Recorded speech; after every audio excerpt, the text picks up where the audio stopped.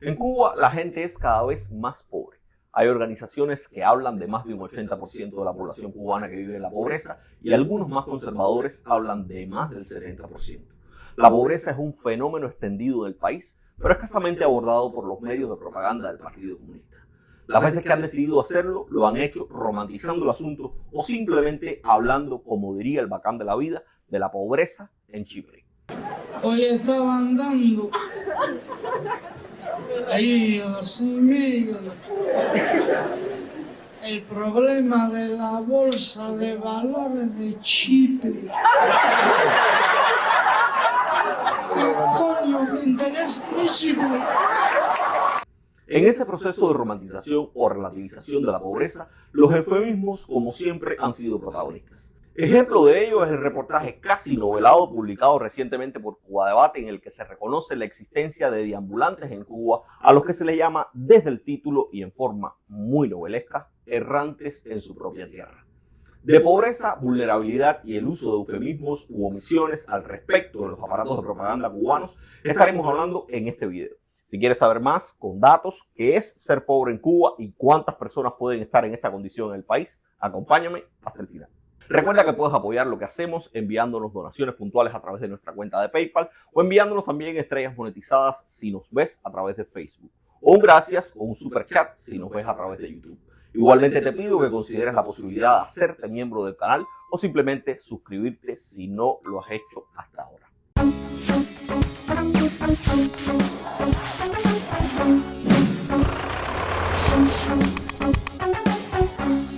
La pobreza en Cuba es un fenómeno reconocido y estudiado por académicos y centros de estudios vinculados a universidades del país controladas por el propio régimen comunista. Sin embargo, la propaganda se ha esforzado por minimizar el reconocimiento de la pobreza en Cuba, llegando a sugerir en algunas oportunidades que ser pobre en Cuba es más el resultado de una elección personal o una desatención familiar que el resultado de políticas públicas deficientes. No todos son, como le decíamos, deambulantes o habitantes de calle las personas. Muchas veces tienen situaciones de enfermedad, la mayoría son alcohólicos, han tenido situaciones complejas a lo largo de su vida y eso repercute en la actuación actual que pueda tener la persona. Pero nosotros, por ejemplo, en el caso de los que hemos podido identificar dentro del territorio, hemos tratado de percibir a la familia de que es una responsabilidad, una obligación de no dejar a su familiar en esas condiciones y atenderlo. Muchos se fugan también, fíjate. Yo conozco familias que los atienden, los tienen bien cuidados y sin embargo ellos es un ejercicio para ellos estar caminando por las calles buscando y aparentar otros temas. Estas imágenes corresponden a una reciente emisión del programa de la televisión cubana Cuadrando la Caja. Un programa que es, como casi toda la propaganda, una muestra singular de cómo pueden ocuparse 45 minutos de televisión para no decir nada que no implique justificar al Estado. Pero la emisión de Cuadrando la Caja se sumaba a la publicación reciente de Cuba Debate de un reportaje en el que se ofrecían datos sobre la vulnerabilidad en Cuba y sobre las personas que, como dijera el intendente de La Habana Vieja, utilizan como ejercicio la acción de caminar por las calles aparentando otros temas. El reportaje de Cuba Debate reconoció que entre 2014 y septiembre de 2023, las autoridades cubanas identificaron a 3.690 personas con conducta deambulante. Para la propaganda cubana, las personas que viven en las calles estadounidenses son mendigos, pero las que viven en las calles cubanas no son personas que mendigan recursos y atención, sino personas que deambulan. En muchos lugares la falta de vivienda define la forma en que se nombra a los mendigos, como el término homeless en inglés. Sin embargo, la propaganda cubana, al nombrar a los mendigos o homeless, se centra más en su nomadismo que en su situación de desamparo, que es la que claramente caracteriza a esas personas marginalizadas. Por eso, este tipo de reportajes de la propaganda cubana, que tiene como centro a personas pobres, no aborda las condiciones o las causas que los llevaron hasta allí, sino que se regodea en la atención que les ofrece el Estado. Vine así, flaco, de la calle, y empecé a engordar aquí. Y no tengo quejas. Pues ya. Por lo menos aquí tengo almuerzo, comida y duermo. Estoy tranquilo porque andaba por las calles bajando. Estoy aquí, llevo 2 años. Y se lo agradezco a esta gente porque yo andaba por la vida hecho un relajo. Me robaban, me acababan conmigo. Ya por lo menos aquí tengo una seguridad y estoy bien aquí. Esta intención de sobredimensionar la labor y el esfuerzo del Estado en la atención a los deambulantes se muestra también en el hecho de que Cuba Debate considera un logro de las autoridades cubanas el haberle ofrecido alguna solución al 75% de los más de 3.000 deambulantes que han detectado en casi 10 años. Aunque no especifican de forma clara a qué se refieren con alguna solución, sí mencionan que dentro del catálogo de remedios se encuentra el envío de alrededor de 600 deambulantes a hogares de ancianos y otro número no especificado a hospitales psiquiátricos para tratamiento temporal. No obstante, estos datos que Cuba Debate ofrece como señales de triunfo revelan dos problemas principales. El primero es que un número significativo de los mendigos cubanos son personas de la tercera edad, los mismos que han sido particularmente afectados por la inflación, la negligencia y los problemas de convivencia familiar que se han acrecentado en el país con la precarización general de la vida. El segundo problema es que la medida de internamiento obligatorio en centros asistenciales se está utilizando para abordar un problema que es estructural, lo cual plantea preocupaciones sobre la violación de los derechos humanos reconocidos por el propio régimen a las personas de la tercera edad, que de acuerdo con lo establecido en el Código de las Familias vigentes desde septiembre de 2022, tienen el derecho a elegir su lugar de residencia. Además, hay evidencia suficiente que indica que ni los hogares de ancianos ni los hospitales psiquiátricos cubanos garantizan necesariamente el bienestar de las personas internadas allí. Incidentes pasados como la muerte de 8 pacientes por desatención y frío en el Hospital Psiquiátrico de La Habana por allá por 2010 y eventos más recientes como el fallecimiento de una anciana en condiciones deplorables y afectada por una infección de sarna noruega en un hogar de ancianos de la capital destacan las condiciones precarias de esas instalaciones. Mira, la miseria que hay en Cuba, mira, esto es en la calle República de Camagüey y son casi las 12 del día.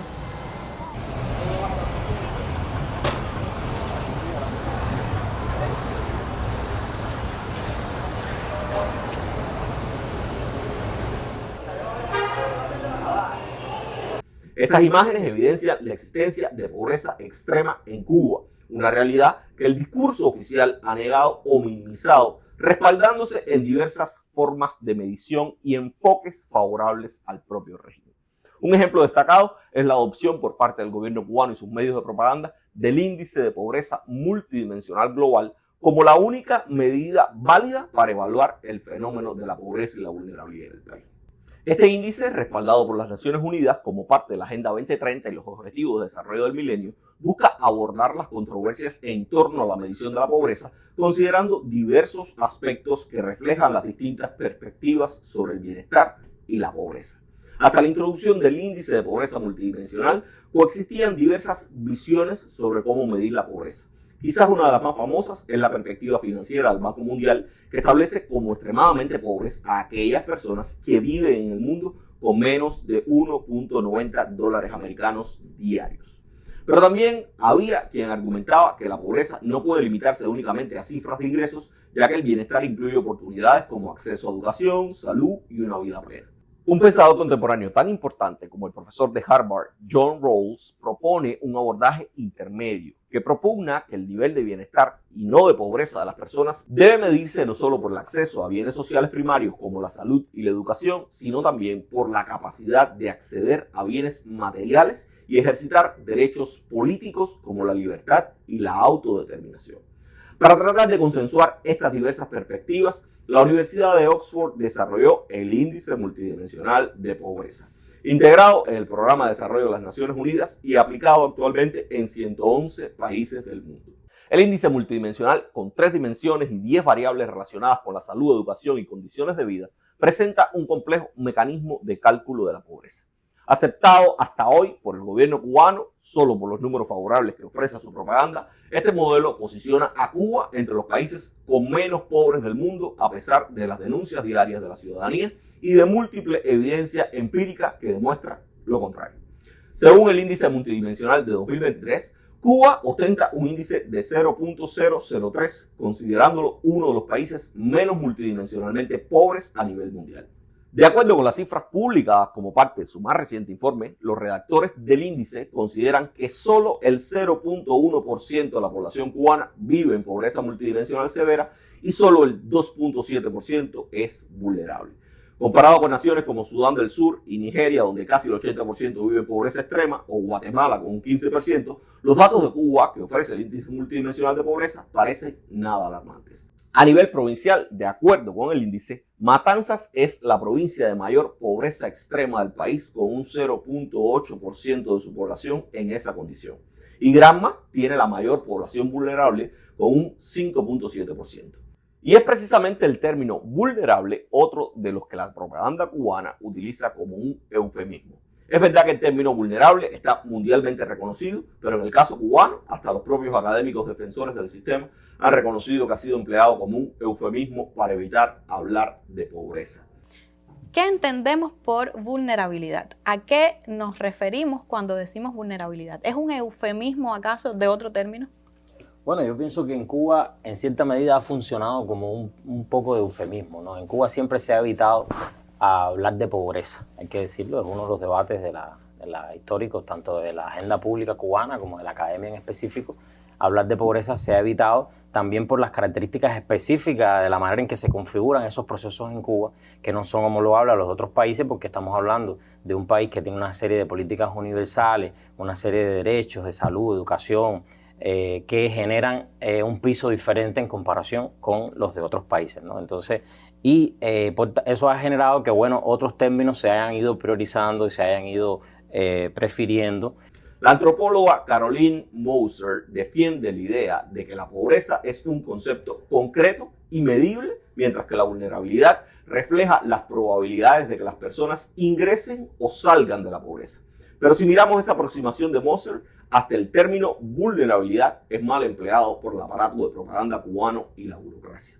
Porque en Cuba la narrativa del gobierno trata a los pobres como vulnerables, mientras que considera que toda la población cubana que cada día ve disminuidos sus accesos a servicios públicos y sus estándares de vida y que debería ser considerada al menos como vulnerable, pues esos académicos y esa propaganda considera que la población cubana de forma general tiene un piso diferente que la convierte en una nación con derechos no garantizados en otros lugares del mundo y por tanto la pobreza y la vulnerabilidad hay que atenderla de forma diferente. Pero ¿a quién creerle? Si escuchamos a la propaganda, en Cuba no hay pobres y si los hay, son escasos y bien atendidos por el Estado. Y si vemos el índice multidimensional de pobreza, Cuba está, por solo hablar de Latinoamérica, a los mismos niveles de países como Costa Rica.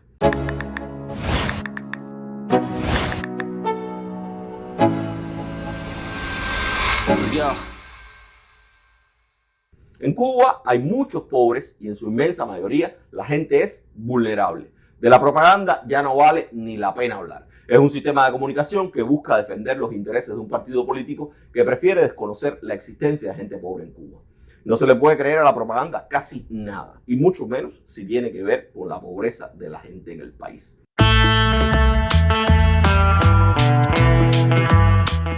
Lo del índice multidimensional ya es otra historia, pero que también podemos y debemos atender. Para responder si el índice multidimensional de pobreza arroja datos certeros con relación a Cuba, habría que preguntarse algo. ¿Cuándo se recopilaron y de dónde salieron los datos sobre Cuba que se utilizan para hacer el índice? La respuesta a ese interrogante la ofrecen las mismas personas que redactan el índice. De acuerdo con las declaraciones de los redactores del índice, los datos del informe de 2021 sobre Cuba corresponden al año 2019. Los del informe de 2022 corresponden a datos accedidos el 7 de junio de 2016 y el reporte del 2023 utiliza datos que fueron recolectados en 2021. En resumen, en 2021 usaron datos del 2019, en 2022 datos del 2016 y en 2023 datos del 2021. Por ende, lo primero que se puede decir del índice de pobreza multidimensional es que utiliza datos viejos y que no permiten analizar la evolución del fenómeno de la pobreza. ¿Cómo es posible conocer la evolución de la pobreza a lo largo del tiempo en Cuba si para el informe de 2021 usan datos de 2019 y para el del año siguiente usan datos anteriores de 2016? Pero el problema fundamental con el índice y Cuba no son las fechas de los datos, sino su origen mismo. Los redactores del índice multidimensional de pobreza aseguran que han realizado las métricas a partir de datos propios. Pero sus métricas terminan siendo idénticas o incluso inferiores a las cifras oficiales ofrecidas por el régimen cubano. Cualquier analista serio considera a las personas beneficiarias de la asistencia social del Estado como pobres. Y son pobres porque necesitan que el Estado sea el que supla o financie sus necesidades básicas. Sin embargo, para la propaganda cubana, las personas que reciben asistencia social hoy en el país no son pobres, son vulnerables y alcanzan aproximadamente 350.000 personas. Muchas personas que se preguntan, bueno, ¿y cuántos? ¿De cuántas familias estamos hablando en situación de vulnerabilidad? O sea, actualmente más de 189.000 familias y 350.000 personas son beneficiarias de los programas de asistencia social implementados por el gobierno. Estos programas abarcan una amplia gama de servicios, como aquí se mencionaba, y apoyos destinados a brindar atención y protección a quienes más lo necesiten. Igual a 350.000 es, incluso utilizando datos redondeados, un número de pobres y vulnerables muy parecido al que el índice multidimensional de pobreza considera que existe en Cuba. Si usted suma el 0.1% de la población cubana, aproximadamente unas 11.000 personas que el índice considera que son pobres en Cuba, y el 2.7% de la población cubana, otras aproximadamente 300.000 personas que el índice considera vulnerables, eso ofrece un resultado aproximado de 311.000 personas que, de acuerdo con el índice multidimensional de pobreza, viven en Cuba en condición de pobreza o vulnerabilidad. Un número que, como ya dije, es prácticamente un calco o incluso mejor que el que sostiene la propaganda cubana. Entonces, ¿cómo podríamos validar los cubanos los datos propios utilizados por el índice multidimensional de pobreza? ¿Qué son esos datos propios y cómo los obtienen quienes redactan ese informe, al menos los que tienen que ver con Cuba? Para estas preguntas no hay muchas respuestas. Pero lo que sí está claro es que el acceso exclusivo a datos propios sobre Cuba de parte de los redactores del índice multidimensional termina ofreciendo resultados, cuando menos, cuestionables sobre la pobreza en el país. Tan cuestionables e incompletos que esos datos propios impiden que el índice multidimensional de pobreza pueda ofrecer sobre Cuba otras cifras que sí ofrece con relación a otros países del mundo, como por ejemplo la desigualdad entre los pobres, la línea de pobreza nacional y el promedio de cuántas personas viven por debajo de $1.90 por día en Cuba. Todas estas cifras que no ofrece el índice multidimensional sobre Cuba son las que permiten identificar, por ejemplo, cuántas personas viven en pobreza extrema en el país. Un ejemplo clarísimo de lo cuestionable que son los resultados del índice multidimensional de pobreza con relación a Cuba no es solo la ausencia de cifras trascendentales sobre la pobreza en el país, sino también la inexplicable falta de variación de los datos sobre pobreza y vulnerabilidad en Cuba entre los años 2020 y 2023. Que los indicadores del índice multidimensional de pobreza sobre Cuba se hayan mantenido inalterados en los últimos 3 años desconoce el efecto que ha tenido la tarea de ordenamiento en los hogares cubanos y que se ha traducido mayormente en una inflación que el gobierno llama inducida de más de un 40% según los números oficiales y de más del 100% según otras métricas, pero también de un Producto Interno Bruto que no ha alcanzado los valores de 2019 con una brecha del entorno del 8% y una reducción del 34.9% de las actividades primarias de la economía cubana.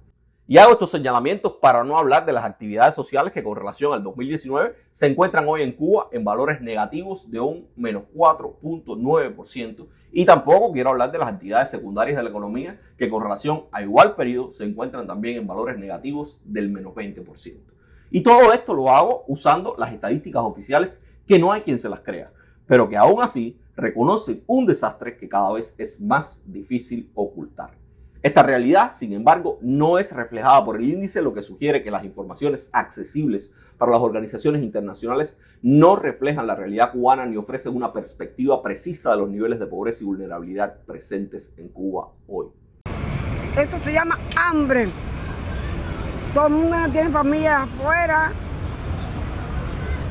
Hambre, hambre. Yo tengo que conseguir la medicina de los nervios de mi hija, comprarla. Y entonces la cuenta no da, hay que alimentarla, tengo que alimentarla. Yo a veces he tenido que pedir hasta limosna, he tenido que pedir limosna para La Habana Vieja, para poder comprar un pescado a mi hija. Más allá de lo que diga el índice multidimensional de pobreza o el propio régimen cubano, diversos economistas y académicos vinculados a universidades estatales del país han venido advirtiendo sobre los alarmantes niveles de pobreza en Cuba desde mucho antes de la aparición de la pandemia. Estas voces críticas han subrayado la importancia de abordar la problemática de la pobreza desde una perspectiva más completa y realista que vaya más allá de las métricas internacionales. En el año 2019, el economista cubano Omar Eberleni, expulsado en 2016 del Centro de Estudios de la Economía Cubana de la Universidad de La Habana por sus críticas a las reformas de Raúl Castro, publicó un artículo titulado "La desigualdad en Cuba, una atención para la población en riesgo de pobreza".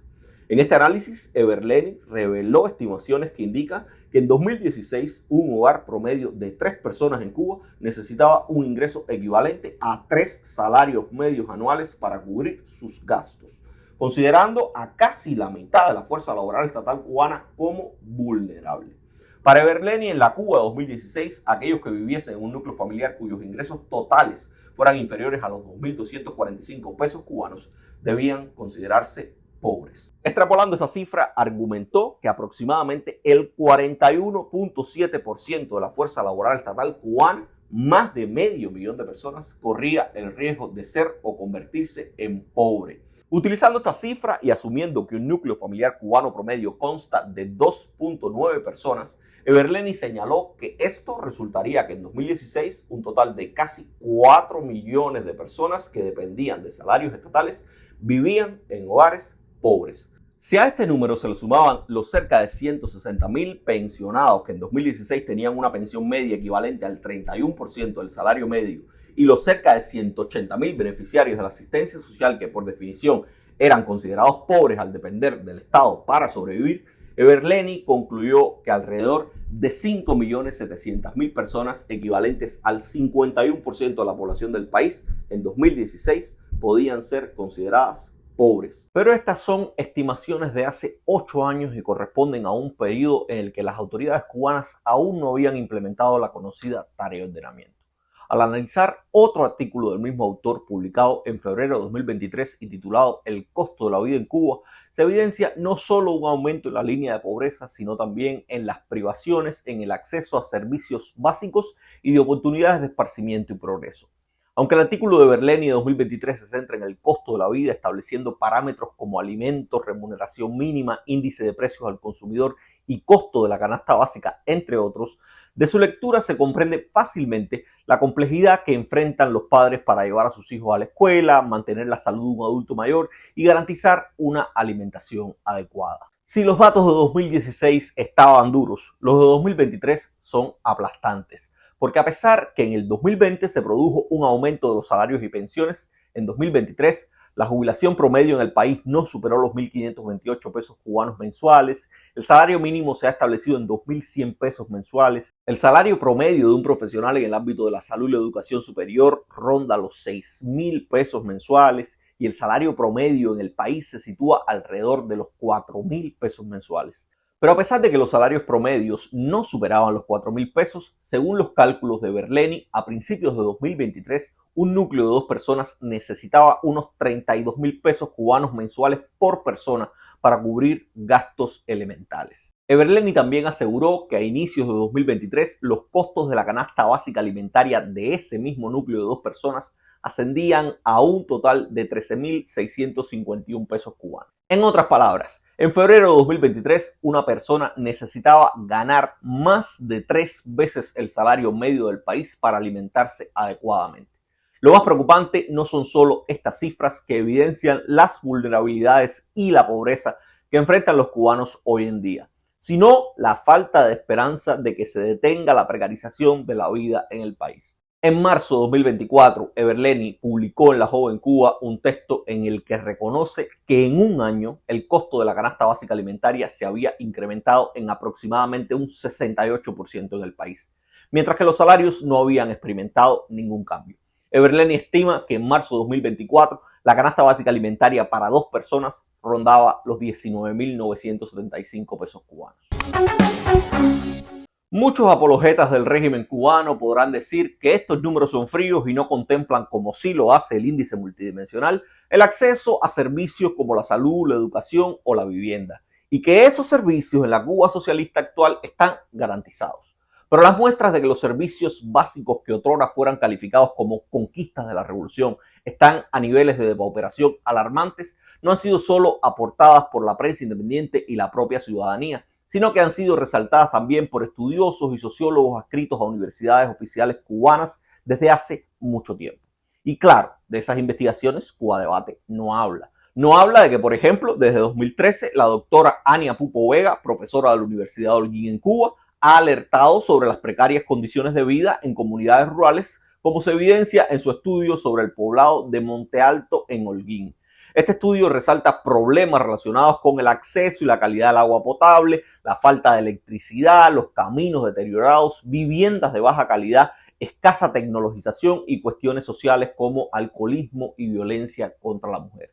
Las entrevistas realizadas en esa comunidad por la profesora revelan frases como: cobro para pagar las deudas, no tengo dinero para satisfacer mis necesidades y las de mis hijos, con mi salario no puedo acceder a un buen nivel de vida, mis niños tienen muchas limitaciones económicas, lo que lleva a que no puedan tener distracción ni comodidades. Adicionalmente, desde 2015, investigaciones del Centro de Estudios de Investigaciones Psicológicas y Sociológicas de la Universidad de La Habana alertaban sobre el aumento de los gastos de salud que deben afrontar los cubanos.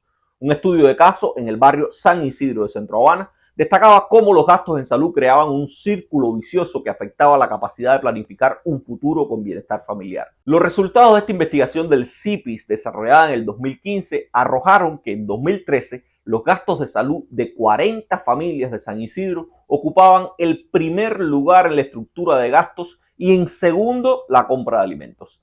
Esos datos, obtenidos por instituciones oficiales, resaltan en un país donde la propaganda se regodea afirmando que está garantizado el acceso universal al servicio médico y que el Estado subsidia los medicamentos que se venden en las farmacias. Pero lo más interesante de esa investigación es que desde 2015 el CIPIS estaba anunciando que en San Isidro los excesivos gastos en torno a la salud impedían que sus pobladores destinaran dinero a reparar sus hogares, a la compra de alimentos y otras necesidades básicas. Y la investigación definió además a sus entrevistados como personas que vivían por debajo de la línea de pobreza. Personas que se enfermaban porque vivían en la pobreza y como vivían en la pobreza, entonces tenían que dirigir más ingresos a los gastos en salud. Pero esa es una realidad que, a pesar de haber sido estudiada e ilustrada desde hace mucho tiempo por las propias instituciones académicas del régimen cubano, ha preferido ser desconocida, negada o minimizada por la burocracia y la propaganda que apelan constantemente a cifras como la del índice multidimensional de pobreza para ofrecer la imagen de que en Cuba se implementan políticas públicas eficientes que evitan la reproducción de la pobreza. Por eso es que, a pesar de la realidad de Monte Alto mostrada por los académicos desde hace mucho, la prensa holguinera prefería en abril de 2021 negar todas esas dificultades mostradas por académicos y resaltar cómo avanzaba la comunidad y el acceso que tenían sus pobladores a múltiples servicios. Pero vivir de espaldas a la realidad termina pasando factura. La muestra más grande de que las políticas públicas del régimen cubano dirigidas a prevenir y enfrentar la pobreza son ineficientes no la ofrecen los números de investigaciones, la ofrece la respuesta de la gente. No es casual que el origen del ciclo de protestas públicas antigubernamental que se inició desde finales del año 2020 en Cuba haya estado localizado en un barrio pobre como San Isidro, un barrio del que las propias instituciones académicas del régimen ya habían señalado como vulnerable. La protesta en San Isidro no solo se impuso por el empuje de artistas contestatarios nucleados en torno al movimiento que asume el nombre de ese barrio, sino también por el hastío de sus empobrecidos y cansados pobladores. Tan empobrecidos y cansados que fueron capaces de rebelarse ante el poder de esta forma que ha pasado a la historia de Cuba. Solo sepa sus hijos viviendo rico, a donde es que pasearon en su tiempo Dios. Entonces su música televisa mi generación, chao se murió y fue también mi socio. No te vayas que te coge el coro ahora, veo.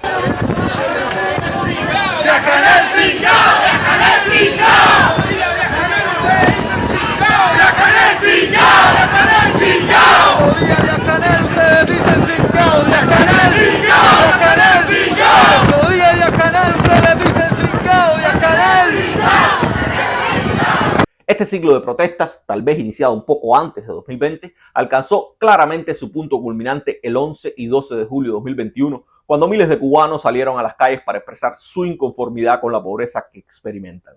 Fueron miles de personas que demandaron cosas que evidencian su desamparo: medicinas, alimentos, suministro eléctrico y libertad. Quienes se nieguen a reconocer después del 11J la realidad de la pobreza en el pueblo cubano han optado por cerrar los ojos deliberadamente.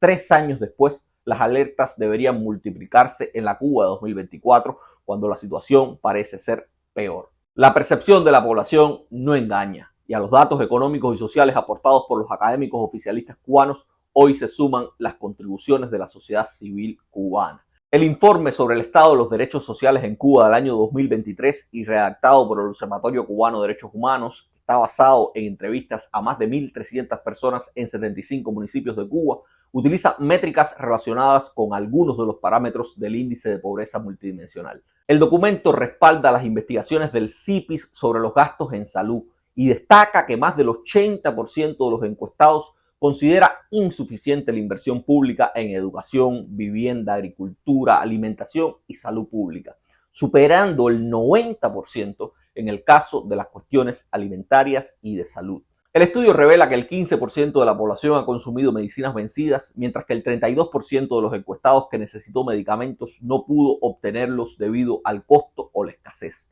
Además, confirma que la alimentación es la principal preocupación de los cubanos, respaldando las conclusiones de Omar Eberleni sobre la dificultad de adquirir la canasta básica con un salario medio en Cuba. La encuesta del observatorio indica que el 62% de los entrevistados tiene problemas para comprar lo más esencial para sobrevivir y el 48% ha dejado de comer en algún momento del año por falta de recursos. En base a estos datos, considerando el precio del dólar en el mercado informal y la creciente inflación, el Observatorio Cubano de Derechos Humanos estima que el 88% de la población cubana vive con menos de 1.90 dólares al día, colocándolos en situación de extrema pobreza.